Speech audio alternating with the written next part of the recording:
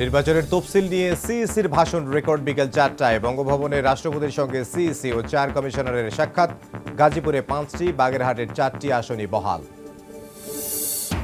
নতুন বাংলাদেশ গড়তে নির্বাচনে ইউএনওদের সঠিকভাবে দায়িত্ব পালনের নির্দেশ প্রধান উপদেষ্টার। জনগণকে গণভোটে উদ্বুদ্ধ করতে ভূমিকা রাখার আহ্বান। প্রথম ধাপে 125 প্রার্থীর নাম ঘোষণা এনসিপির। ঢাকা 11 আসনে নাহিদ, রংপুর 4-এ আখতার। অন্য দলের বিদ্রোহীদের স্বাগত জানানোর ঘোষণা। ভোটের পরিবেশ নিয়ে অসন্তোষ। প্রকৃত সংস্কার বোঝে না নতুন রাজনৈতিক দল, ক্ষমতায় যাওয়ার সিঁড়ি ভাবছে অনেকে। মন্তব্য মির্জা আব্বাসের। দেশ গড়তে বিএনপির কাছ থেকে পরিকল্পনা নেয়ার আহ্বান। এবং মোহাম্মদপুরে মা মেয়ে হত্যায় স্কুল ড্রেস পরে পালানো গৃহকর্মী আয়েশাকে বরিশাল থেকে গ্রেফতার। লালবাগে কারখানা কর্মচারী হত্যা মামলায় ধরা পড়ল মূল আসামি।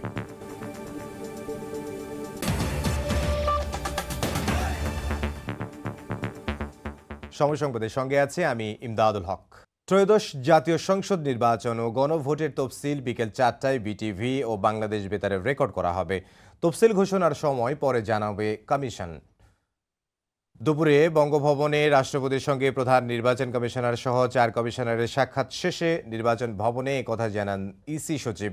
দুপুরে রাষ্ট্রপতিকে নির্বাচনের প্রস্তুতির বিষয়ে অবহিত করেন প্রধান নির্বাচন কমিশনার। এ সময় নির্বাচন আয়োজনে প্রয়োজনীয় সহযোগিতার আশ্বাস দেন রাষ্ট্রপতি। এর আগে নির্বাচনের সার্বিক প্রস্তুতি জানাতে প্রধান উপদেষ্টার সঙ্গে দেখা করেন এএমএম নাসির উদ্দিন কমিশন। প্রধান বিচারপতির সঙ্গে সাক্ষাৎ করে 300 আসনেই বিচারিক হাকিম নিয়োগের অনুরোধ করেন সিইসি। এবার জাতীয় নির্বাচনে ভোটার প্রায় 13 কোটি।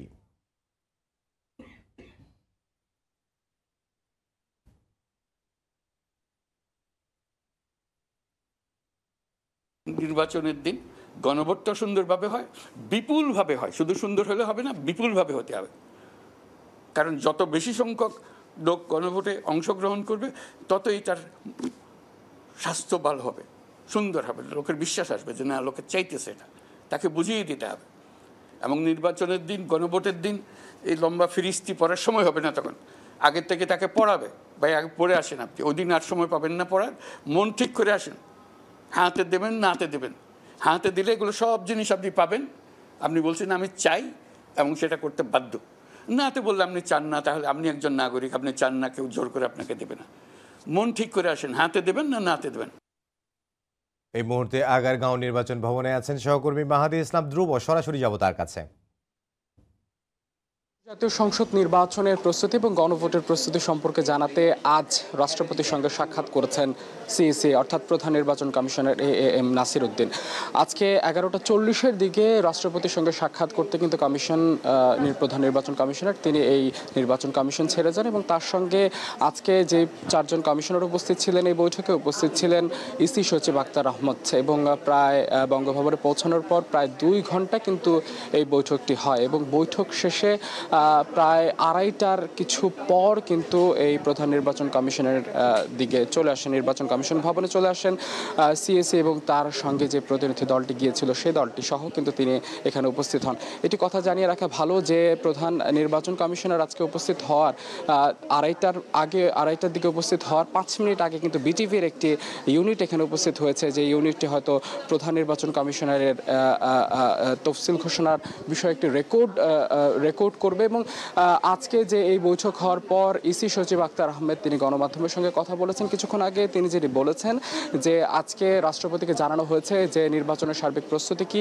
যেহেতু নির্বাচন এবং গণভোট একই দিনে অনুষ্ঠিত হচ্ছে তাই এর প্রস্তুতি সম্পর্কে রাষ্ট্রপতিকে অবহিত করা হয়েছে। একই সঙ্গে রাষ্ট্রপতি আগ্রহের সঙ্গে যে বিষয়টি শুনেছেন সেটি হচ্ছে প্রবাসীদের ভোটারের ইস্যুটি, পোস্টাল ব্যালটের বিষয়টি তিনি শুনেছেন। একই সঙ্গে ব্যালটের রং নিয়ে কথা হয়েছে জানুয়ারি থেকে অক্টোবর 31 তারিখ পর্যন্ত যে ভোটার তালিকা করা হয়েছে। একই সঙ্গে রাজনৈতিক দলগুলো নিবন্ধন সম্পর্কে রাষ্ট্রপতিকে অবহিত করা হয়েছে এবং রাষ্ট্রপতি জনাব শাহাবুদ্দিন তিনি কিন্তু এই প্রত্যেকটি কথা শুনে তিনি কিন্তু নির্বাচন কমিশনের কার্যক্রমে সন্তোষ প্রকাশ করেছেন, এমনটি আমাদের জানিয়েছেন ইসি সচিব আক্তার আহমেদ। আক্তার আহমেদ আরও জানিয়েছেন যে রাষ্ট্রপতিকে কমিশনের সার্বিক কার্যক্রম বিশেষ করে গণভোটের বিষয়টি যখন জানানো হয়েছে রাষ্ট্রপতি এই বিষয়টিকে সন্তোষজনকভাবেই নিয়েছেন। এবং একটু জানিয়ে রাখা ভালো, আসলে 4টার দিকে ইসি সচিব যেটি জানিয়েছেন যে 4টার দিকে আজকে প্রধান নির্বাচন কমিশনার অর্থাৎ সিইসি এম নাসির উদ্দিনের ভাষণটি রেকর্ড করা হবে। তবে যেই বিষয়টির জন্য আজকে সারা দেশ মুখিয়ে ছিল যে তফসিল কবে ঘোষণা করা হবে, তফসিলের তারিখটি নিয়ে কিন্তু আসলে সকল মনে একটি প্রশ্ন ছিল এবং সকাল থেকে গণমাধ্যম কর্মীরা আমরা অপেক্ষায় ছিলাম আসলে কবে নাগাদ কখন এই তফসিলটি ঘোষণা করা হবে। তো এই বিষয়ে কিন্তু আসলে ইসি সচিব যেটি বলেছেন যে ঘণ্টাখানিক পরে তিনি হয়তো এই বিষয়ে কিছু জানাতে পারেন, অর্থাৎ এখনও তিনি আসলে আমাদেরকে জানায়নি যে তফসিল কখন ঘোষণা হবে। যেহেতু আজকে মিটিংটি হয়েছে, রাষ্ট্রপতির সঙ্গে মিটিং হয়েছে এবং 4টায় যেহেতু তার ভাষণটি রেকর্ড করা হবে, তাহলে অর্থাৎ আমরা ধরতে পারি যে 1 ঘণ্টাখানিক পরে হয়তো জানা যেতে পারে যে আসলে কবে বা কখন তফসিল ঘোষণা করা হবে। একটু জানিয়ে রাখতে চাই, বিগত দিনে আমরা দেখেছি যেদিন আসলে তফসিলের ভাষণটি রেকর্ড করা হয় সেদিনই তফসিলের তারিখ জানা যায়। আজকে সেই তারিখটি জানা যাবে কিনা বা সেই সময়টি জানা যাবে কিনা তার জন্য আরও ঘণ্টাখানেক অপেক্ষা করতে হবে। তো এই ছিল নির্বাচন কমিশন থেকে আমার কাছে থাকা সবশেষ। রাজধানীর আগারগাঁওয়ের নির্বাচন ভবন থেকে আমাদের সহকর্মী মাহাদি ইসলাম ধ্রুব আমাদেরকে সবশেষ খবর জানাচ্ছিলেন তফসিল ঘোষণার বিষয়ে। বাগেরহাটে 4টি আসন ও গাজীপুরে 5টি আসনই থাকবে। একটি কমিয়ে বাগেরহাটের 3টি আসন করে ইসির দেয়া গেজেট অবৈধ ঘোষণা করে হাইকোর্টের দেয়া রায় বহাল রেখেছেন আপিল বিভাগ। রিটকারী আইনজীবী জানান 24 ঘন্টার মধ্যে গেজেট প্রকাশ করতে হবে নির্বাচন কমিশনকে। বাগেরহাট জেলায় 4টি আসন বহাল থাকায় আদালতের বারান্দায় বাঁধভাঙ্গা উল্লাস। বুধবার প্রধান বিচারপতির নেতৃত্বাধীন আপিল বেঞ্চ সর্বসম্মতিক্রমে এই জেলার 4টি সংসদীয় আসন বহালের পক্ষে মত দেন। এর ফলে গাজীপুরের আসন সংখ্যা হবে 5টি। বাগেরহাটের সংসদীয় আসন পুনর্বহালের পক্ষে রিটকারীর আইনজীবী বলেন, সর্বোচ্চ আদালতের রায়ের আলোকে 24 ঘন্টার মধ্যে গেজেট প্রকাশ করতে হবে ইসিকে। বাগেরহাটের 4টি সংসদীয় আসন আজ থেকে এই মুহূর্ত থেকে পুনর্বহাল হলো। যেহেতু হাইকোর্ট ডিভিশনের এই রায়ের উপরে অ্যাপিল বিভাগ কোনো হস্তক্ষেপ করে নাই, সুতরাং আজ 11:30 থেকে নির্বাচন কমিশনের হাতে সর্বোচ্চ সময় থাকবে আগামীকাল 11:30 পর্যন্ত। তার 1 মিনিট পরে গেলে নির্বাচন কমিশন কন্টেম্প্ট অফ কোর্টের মামলায় পড়তে পারে।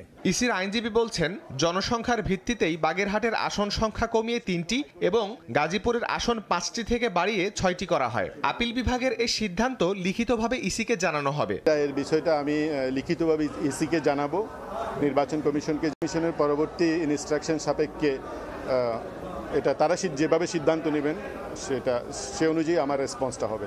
সংসদীয় 300 আসনের মধ্যে 39টি আসনের সীমানা পুনর্নির্ধারণ করে গত 4 সেপ্টেম্বর গেজেট প্রকাশ করে ইসি। সেই গেজেটে বাগেরহাটের একটি আসন কমিয়ে গাজীপুরে একটি আসন বাড়ানো হয়। এরপর থেকেই আন্দোলনের নামে বাগেরহাটের একটি আসনের বিএনপি জামায়াত সহ দলগুলোর নেতাকর্মীরা। শাহরিয়ার শমিক, সময় সংবাদ, ঢাকা।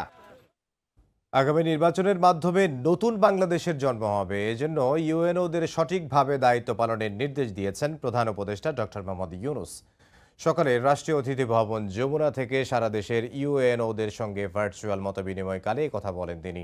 এ সময় প্রধান উপদেষ্টা সারা দেশের ইউএনওদের কথা শোনেন। পরে বক্তব্যে তিনি বলেন, গণভোটের মাধ্যমে বাংলাদেশের স্থায়ী পরিবর্তনের সুযোগ এসেছে।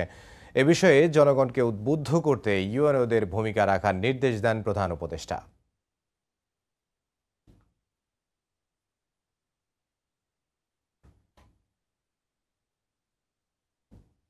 নির্বাচনের দিন গণভোটটা সুন্দরভাবে হয়, বিপুলভাবে হয়। শুধু সুন্দর হলে হবে না, বিপুলভাবে হতে হবে। কারণ যত বেশি সংখ্যক লোক গণভোটে অংশগ্রহণ করবে ততই তার স্বাস্থ্য ভালো হবে, সুন্দর হবে, লোকের বিশ্বাস আসবে যে না, লোকে চাইতেছে এটা, তাকে বুঝিয়ে দিতে হবে। এবং নির্বাচনের দিন, গণভোটের দিন এই লম্বা ফিরিস্তি পড়ার সময় হবে না, তখন আগের থেকে তাকে পড়াবে, ভাই আগে পড়ে আসেন, আপনি ওই দিন আর সময় পাবেন না পড়ার, মন ঠিক করে আসেন। হাতে দেবেন, না হাতে দেবেন, হাতে দিলে এগুলো সব জিনিস আপনি পাবেন। আপনি বলছেন আমি চাই এবং সেটা করতে বাধ্য। না হাতে বললে আপনি চান না, তাহলে আপনি একজন নাগরিক, আপনি চান না, কেউ জোর করে আপনাকে দেবে না। মন ঠিক করে আসেন, হাতে দেবেন না হাতে দেবেন। নির্বাচন সামনে রেখে প্রথম ধাপে 125 আসনে প্রার্থী তালিকা ঘোষণা করেছে এনসিপি। ঢাকা 11 আসন থেকে নির্বাচন করবেন দলটির আহ্বায়ক নাহিদ ইসলাম, আক্তার হোসেন রংপুর 4, সার্জিস আলম পঞ্চগড় 1, হাসরাত আবদুল্লাহ কুমিল্লা 4 আসন থেকে লড়বেন। দলটির নেতারা জানান, জুলাই চেতনা ধারণ করে এবং সংস্কারের পক্ষে অন্য দলের বিদ্রোহী প্রার্থীদের স্বাগত জানাবে এনসিপি। তবে এখনও নির্বাচনের পরিবেশ সন্তোষজনক নয় বলে জানান তারা। দেশে বইছে নির্বাচনী হাওয়া, আসনগুলোতে নিজ নিজ প্রার্থীর নাম ঘোষণা করছে রাজনৈতিক দলগুলো। বুধবার সকালে রাজধানীর বাংলা মোটরে অস্থায়ী কার্যালয়ে ত্রয়োদশ জাতীয় সংসদ নির্বাচনে 125 প্রার্থীর নাম ঘোষণা করে জাতীয় নাগরিক পার্টি এনসিপি।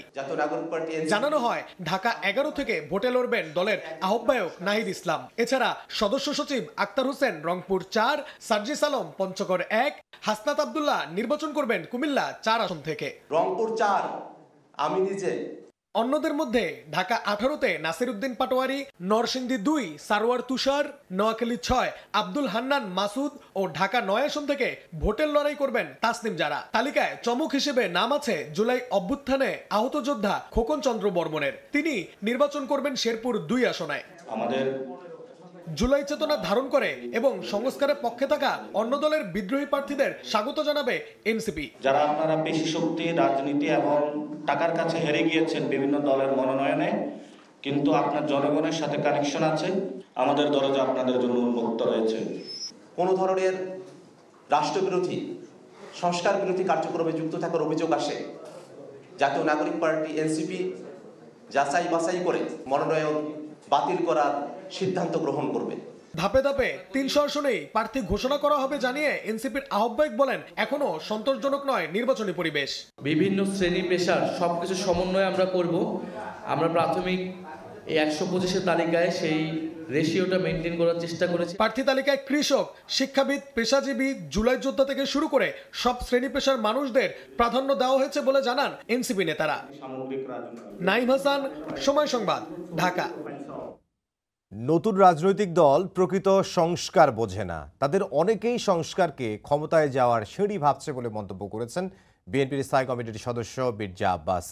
রাজধানীর খামারবাড়িতে বিএনপির দেশ গড়ার পরিকল্পনার শীর্ষক কর্মসূচিতে একথা বলেন তিনি। বেগম খালেদা জিয়া প্রসঙ্গে তিনি বলেন, দলমত নির্বিশেষে দেশের মানুষের অভিভাবক তিনি।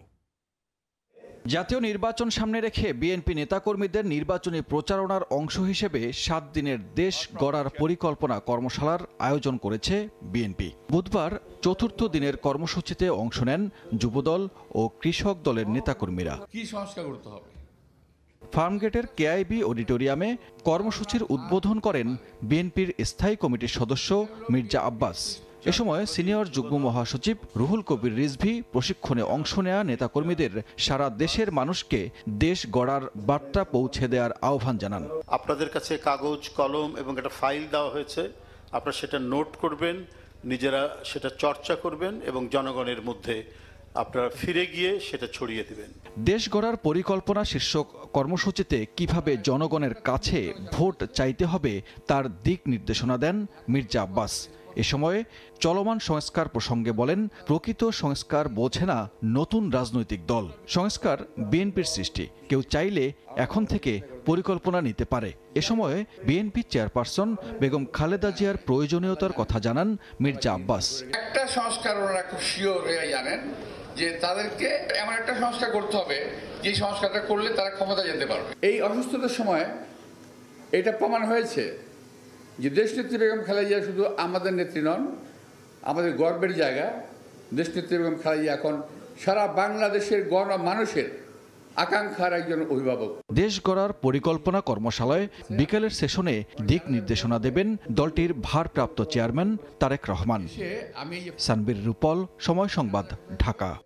বিদেশি আইনজীবী নিয়োগ চান আনিসুল হক ও সালমান এফ রহমান। যুক্তরাজ্য থেকে 2 জন আইনজীবী আনতে ট্রাইব্যুনালে আলাদা 2টি আবেদন করেন তারা। চিফ প্রসিকিউটর বলেছেন, বিদেশি আইনজীবী নিয়োগের সুযোগ রয়েছে, তবে সেটি আইনি শর্ত সাপেক্ষে। এদিকে আরেক মামলায় সজীব ওয়াজেদ জয়কে হাজির হতে পত্রিকায় বিজ্ঞপ্তি দেওয়ার নির্দেশ দিয়েছেন ট্রাইব্যুনাল। আনুষ্ঠানিক বিচার শুরুর আগে বিদেশি আইনজীবী নিয়োগ চেয়ে ট্রাইব্যুনালে আবেদন করেছেন সাবেক আইনমন্ত্রী আনিসুল হক ও সালমান এফ রহমান।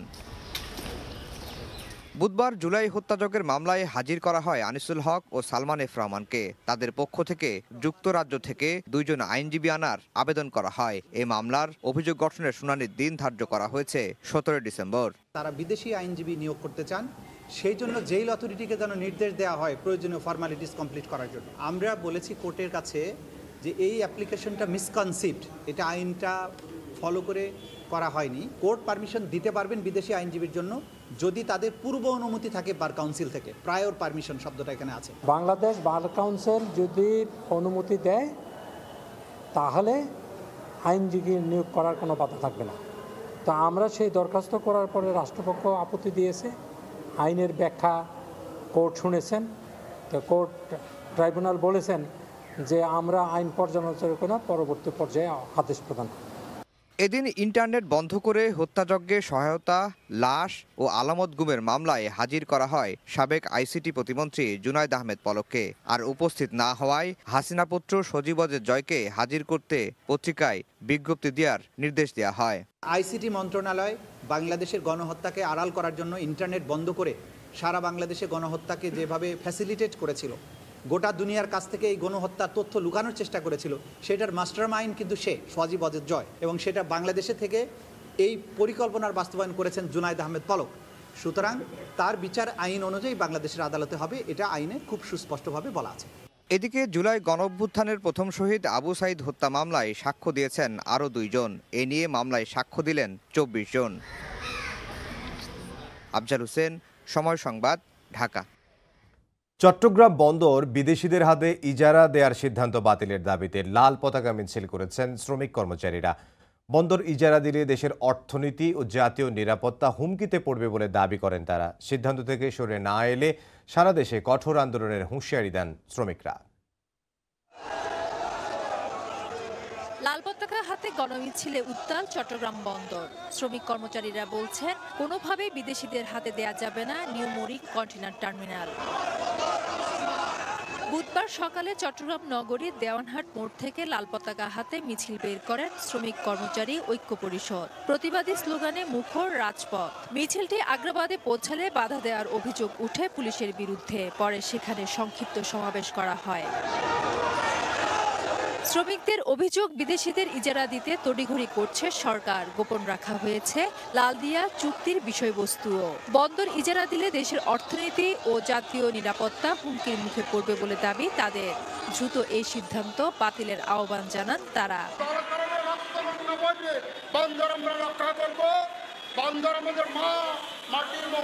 দিল্লি আসে 250 কোটি টাকা কারা চাঁদা নেয়, এটার গডফাদার হচ্ছেন আপনারা। আপনারা হিসাব দিতে হবে, নাইলে আপনাদের বিরুদ্ধে শ্রমিক কর্মচারীরা কঠোর কর্মসূচি নেবে। এটা আমরা কোনো অবস্থাতেই আমরা মেনে নিব না। আমরা চাচ্ছি আজকে এটা পরিচালনা করতেছেন নৌবাহিনী, আমাদের মাধ্যমে নৌবাহিনীর মাধ্যমে পরিচালনা হোক, কিন্তু আমরা বাইরের কারণে এটা দিব না। এই সময় বন্দরের ঘুষ লেনদেন নিয়ে নৌ উপদেষ্টার বক্তব্যের প্রতিবাদ জানান শ্রমিক কর্মচারীরা। সময় সংবাদ, চট্টগ্রাম। সমসাময়িক ইস্যুতে সচিবালয়ে ব্রিফ করছেন স্থানীয় সরকার ও যুব ও ক্রীড়া উপদেষ্টা আসিফ মাহমুদ সজীব ভূঁইয়া। সরাসরি যাচ্ছে সেখানে। 2024-25 অর্থ বছরে এলজিডির যে লোকাল গভর্নমেন্ট ইঞ্জিনিয়ারিং ডিভিশন আছে, তারা যে কাজগুলো করেছে সেগুলো যদি উল্লেখ করি, উপজেলা সড়ক নির্মাণ 300 কিলোমিটার, ইউনিয়ন সড়ক নির্মাণ 900 কিলোমিটার, গ্রাম সড়ক নির্মাণ পুনর্নির্মাণ 3500 কিলোমিটার, পাকা রাস্তা রক্ষণাবেক্ষণ 8750 কিলোমিটার, ব্রিজ নির্মাণ 21500 মিটার, বাঁধ নির্মাণ 40 কিলোমিটার, ড্রেন নির্মাণ 200 কিলোমিটার, নির্মিত পাকা সড়ক প্রশস্ত ও শক্তিশালীকরণ 700 কিলোমিটার, কালভার্ট নির্মাণ 500 মিটার। এছাড়াও 110টি গ্রোথ সেন্টার ও হাটবাজার, 55টি সাইক্লোন শেল্টার নির্মাণ, 35টি উপজেলা পরিষদ কমপ্লেক্স নির্মাণ অথবা সম্প্রসারণ, 1515টি সামাজিক অবকাঠামো নির্মাণ, 120 কিলোমিটার বৃক্ষরোপণ সহ আরও নানা ধরনের গ্রামীণ ও আঞ্চলিক অবকাঠামো উন্নয়ন কার্যক্রম বাস্তবায়ন করেছে। এছাড়াও জনস্বাস্থ্য প্রকৌশল অধিদপ্তর পল্লী ও পৌর এলাকার বিভিন্ন ধরনের পানির উৎস স্থাপন করেছে 81,988টি, পল্লী এলাকার রেইন ওয়াটার হারভেস্টিং সিস্টেম স্থাপন করেছে 50,532টি, গ্রামীণ এলাকায় আয়রন রিমুভাল প্লান্ট ও রিভার্স অসমোসিস প্লান্ট নির্মাণ করেছে 15,114টি, পৌর এলাকার ড্রেন নির্মাণ করেছে 28.15 কিলোমিটার, পল্লী ও পৌর এলাকায় উন্নত স্যানিটারি ল্যাট্রিন স্থাপন করেছে 1,27,175টি, পল্লী ও পৌর এলাকায় কমিউনিটি পাবলিক ল্যাট্রিন স্থাপন করেছে 198টি, পাইপলাইন স্থাপন করেছে 121 কিলোমিটার, গ্রামীণ কমিউনিটি ভিত্তিক পাইপ ওয়াটার সিস্টেম স্থাপন করা হয়েছে 2185টি সহ আরও অন্যান্য জনস্বাস্থ্য বিষয়ক কার্যক্রম। এছাড়াও স্থানীয় সরকার ইনস্টিটিউট NILG রেজিস্ট্রার জেনারেলের কার্যালয়, জন্ম ও মৃত্যু নিবন্ধন, 4টি ওয়াসা, 12টি সিটি কর্পোরেশন, 331টি পৌরসভা, 61টি জেলা পরিষদ, 495টি উপজেলা এবং 4500-এর বেশি ইউনিয়ন পরিষদের মাধ্যমে নানা ধরনের সেবা চালু রাখা হয়েছে। 2024-25 অর্থ বছরে জাতীয় স্থানীয় সরকারি ইনস্টিটিউট কর্তৃক মোট 302টি কোর্সের মাধ্যমে মোট 9368 জন জনপ্রতিনিধি ও কর্মকর্তা কর্মচারীকে প্রশিক্ষণ দেওয়া হয়েছে। এছাড়াও অন্তত নতুন 6টি কোর্স চালু করা হয়েছে। ব্যয় সাশ্রয়, আমরা বিভিন্ন প্রকল্পে আপনারা জানেন যে অতিরিক্ত ব্যয় ধরা হতো। আমরা পলিসিগতভাবে 31টি প্রকল্প থেকে মোট 2602 কোটি টাকার ব্যয় সাশ্রয় করা হয়েছে প্রকল্পের ডিপিপি সংশোধনের মাধ্যমে।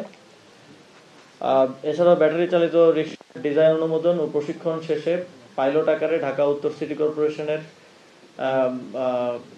4টি এলাকায় আমরা পাইলটিং করতে চাচ্ছি, যেই ঢাকা শহরের যেই অন্যতম একটা সমস্যা ব্যাটারি চালিত রিক্সার, সেটার সমাধানের যে উদ্যোগ আপনারা জানেন আমরা নিয়েছিলাম, তারই অংশ হিসেবে পাইলটিং এর প্রোগ্রাম আগামী 24 ডিসেম্বর থেকে শুরু হতে যাচ্ছে। ইতিমধ্যে আমরা 23,828 জন রিক্সা চালককে প্রশিক্ষণ প্রদান করেছি। গাইবান্ধায় তিস্তা নদীর উপর 1490 মিটার দীর্ঘ মাওলানা ভাসানী সেতুর কাজ সমাপ্তকরণ এবং উদ্বোধন করা হয়েছে। Urban primary health care services delivery project দ্বিতীয় পর্যায়ে শিশু প্রকল্পের আওতায় 3টি নগর মাতৃসদন ও 8টি নগর স্বাস্থ্য কেন্দ্র ভবনের উদ্বোধন করা হয়েছে। দেশের সবচেয়ে অবহেলিত ও ঝুঁকিপূর্ণ 10টি উপজেলায় গুরুত্বপূর্ণ পল্লী অবকাঠামো উন্নয়নে 1050 কোটি টাকার প্রকল্প নেওয়া হয়েছে। স্থানীয় সরকার সরাসরি ছিলাম সচিবালয়ে, আসিফ মাহমুদ সজীব ভূঁইয়া সেখানে কথা বলছিলেন। আসিফ মাহমুদ সজীব ভূঁইয়ার ব্রিফিংয়ের সম্পূর্ণ অংশ দেখতে ভিজিট করুন সময় টিভির ফেসবুক পেজে। এই ছিল বিকেল 3টার সময় সংবাদে।